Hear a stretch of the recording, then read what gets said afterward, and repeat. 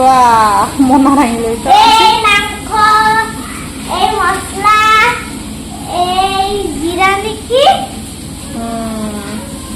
আজি বনালোঁ মই চিকেন কাৰী কালাৰটো দেখিছে ইমান ধুনীয়া হৈছে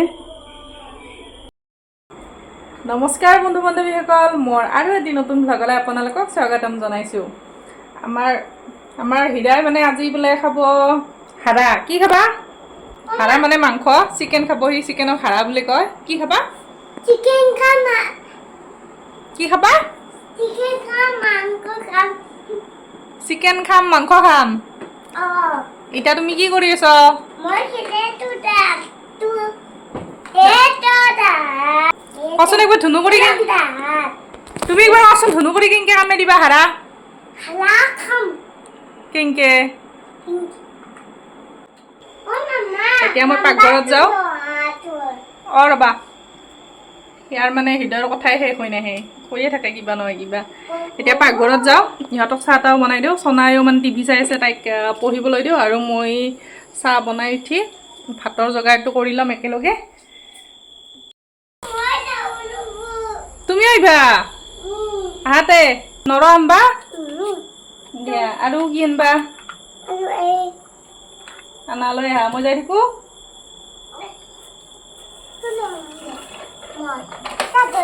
বোলা বোলা কুকুৰটো লৈছ পাকঘৰত আহিলোঁ ফটাফট বনাওঁ কিবা কিবি মানে যোগাৰখিনি আগতে কৰি লওঁ চিকেন আনিব কৈছোঁ কিবা কৰে প্ৰথমতে মানে আদা নহৰু আলু চালু চেলাই থৈ দিওঁ তাৰপিছত বনাম যোগাৰখিনি হৈ গ'ল এইখিনি বস্তু আগতে ভাজি ল'ম ভাজি লৈ পেষ্ট এটা বনাই ল'ম এইখিনি পিছত দিম এই বস্তু আৰু ভাত বহাই দিছোঁ মই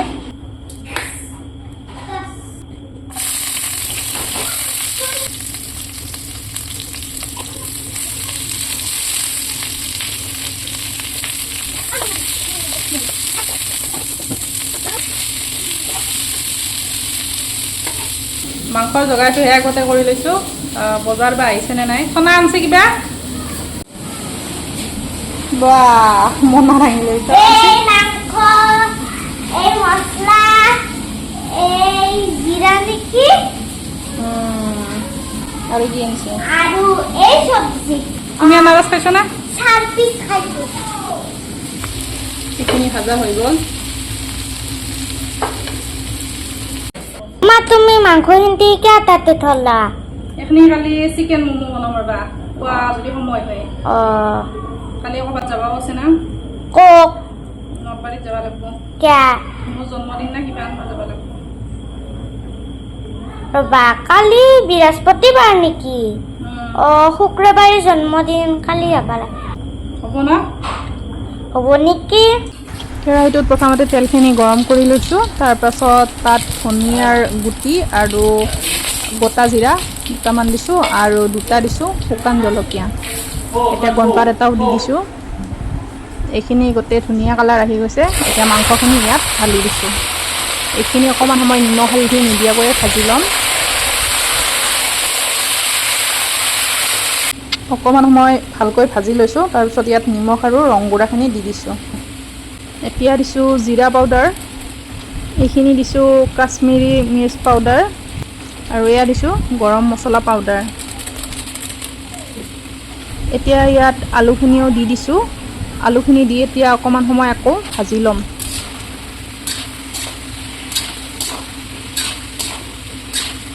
ভালকৈ মছলাখিনি মিক্স কৰি ল'ম যাতে মাংসখিনিৰ ভিতৰত কালাৰটো সোমাই যায়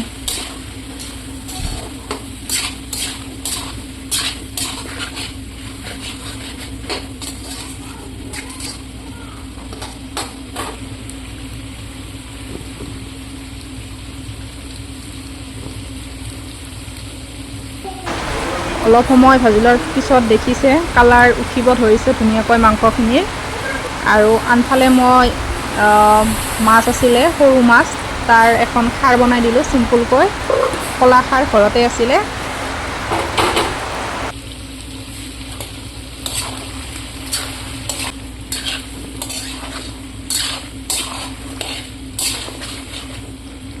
এইখিনি অকণমান সময় ভাজি ল'লোঁ প্ৰায় 10 মিনিটমান সময় মই ভাজি লৈছোঁ। মছলা নিদিয়াকৈ 5 মিনিটমান ভাজিলোঁ আৰু মছলাখিনি দি উঠি 5 মিনিটমান ভাজি ল'লোঁ। এতিয়া এইখিনি ধনিয়া পাউডাৰ আৰু জিৰা পাউডাৰ দি দিছোঁ আৰু এই যে পিঁয়াজ আদা নহৰুৰ এই পেষ্টটো ভাজি লৈ বনাইছিলোঁ সেইখিনিও এতিয়া ঢালি দিম।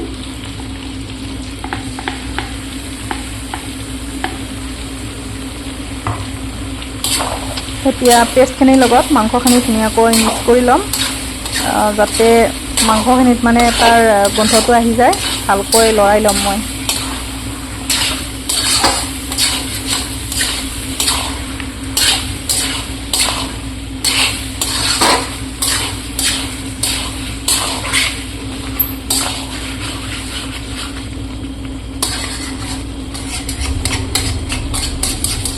এয়া চব কালাৰখিনি ইমান ধুনীয়া হৈছে। এতিয়া এনেদৰে ভাজি ল'ম আকৌ 10 মিনিটমান সময়। মাংসখিনি প্ৰায় আৰু 10 মিনিটমান সময় ভাজি লৈছোঁ। মাংসটো সিজি গৈছে, কিন্তু আলুখিনি অকণমান সিজিবলৈ বাকী আছে, কাৰণ মাংসখিনি আগতে ভাজিয়ে লৈছোঁ বহুত সময়। এতিয়া এই মছলাৰ পানীখিনি অকণমান দি অকণমান সিজাই ল'ম আলুখিনি।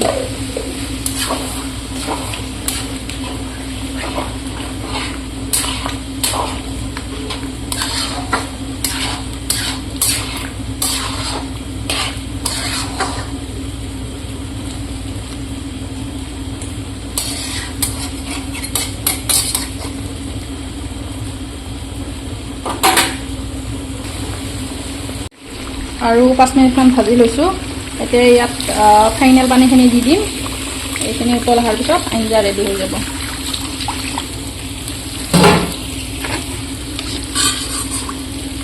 পানী দিয়াৰ পিছতো কালাৰ চাওকচোন, ধুনীয়া কালাৰ আছে। মানে মাংস বনালে ভাজাৰ ওপৰতে মানে হেৰি কৰে, কালাৰটো নিৰ্ভৰ কৰে। ভাজাত ভাল হ'লে কালাৰটো ভাল হয়।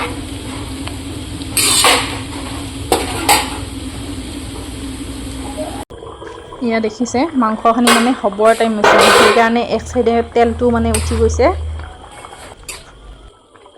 এতিয়া চনা আৰু হৃদয়ৰ কাৰণে মাংস মই কাঢ়ি থৈ দিম, কাৰণ ইয়াত জলকীয়া দিব লাগিব, আমি জলকীয়া দি খাম।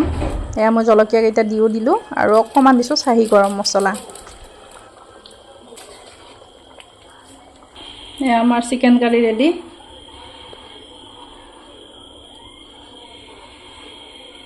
কালাৰো ধুনীয়া হৈছে।